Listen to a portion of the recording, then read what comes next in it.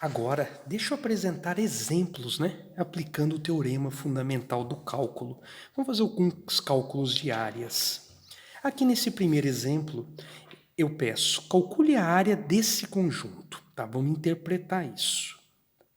Aqui são formados por pontos, ou seja, pares ordenados em R2. Claro, nós vamos trabalhar em R2. Onde o x está limitado de 1 até 2. Quer dizer que o primeiro valor de x a ser considerado é 1, e o segundo valor de x a ser considerado é 2. É isso que ele está querendo dizer. Tá? Dentro desse intervalo, nós queremos calcular a área, afinal, a função que define o gráfico está limitada de 0 a 1 sobre x ao quadrado. O que é o zero? O y igual a zero nada mais é do que o próprio eixo x. Então, quando ele pede o gráfico do zero até alguma coisa, é limitada do eixo x até a função. Qual é a função? 1 sobre x ao quadrado. Nossa, professor, eu vou ter que lembrar como que faz o gráfico de 1 sobre x ao quadrado? Em alguns casos sim, em outros casos não. Bom, o que a gente precisa saber?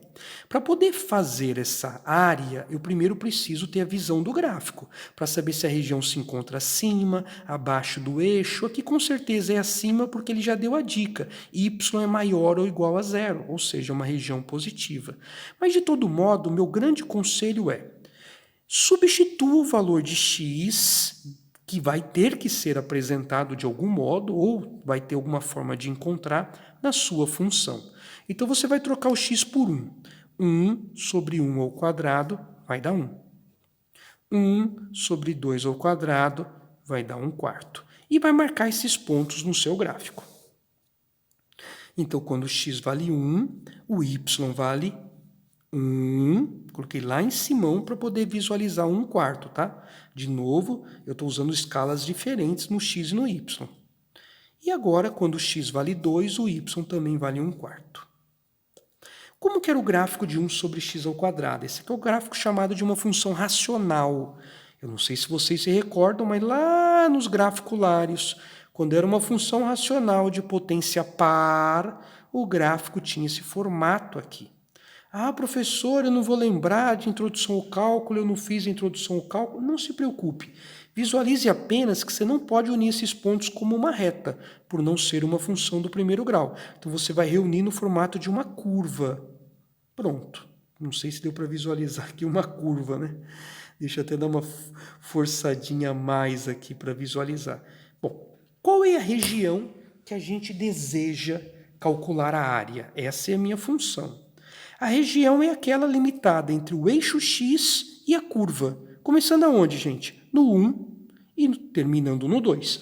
Então, a região que eu quero começa no x igual a 1, que está aqui, termina no x igual a 2, que está aqui, limitada entre o eixo x, que é o y0, que está aqui, e a curva, que está aqui. Então, a área desejada é essa.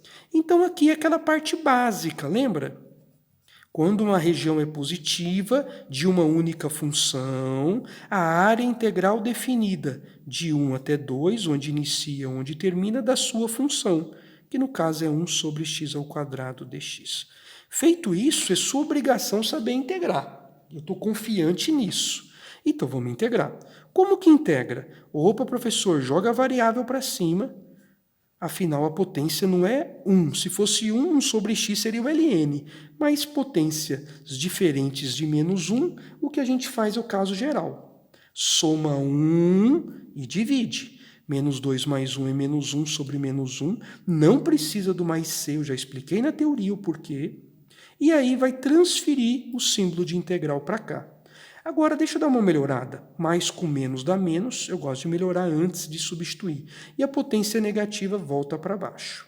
Agora, só falta trocar o superior, onde apareceu x, menos. Agora, eu vou trocar o inferior. Onde apareceu x, eu troco pelo inferior. Fazendo a conta, menos com menos dá mais. Se você fizer menos meio mais 1, a resposta será meio. Quer dizer que essa área aqui corresponde a meia unidade.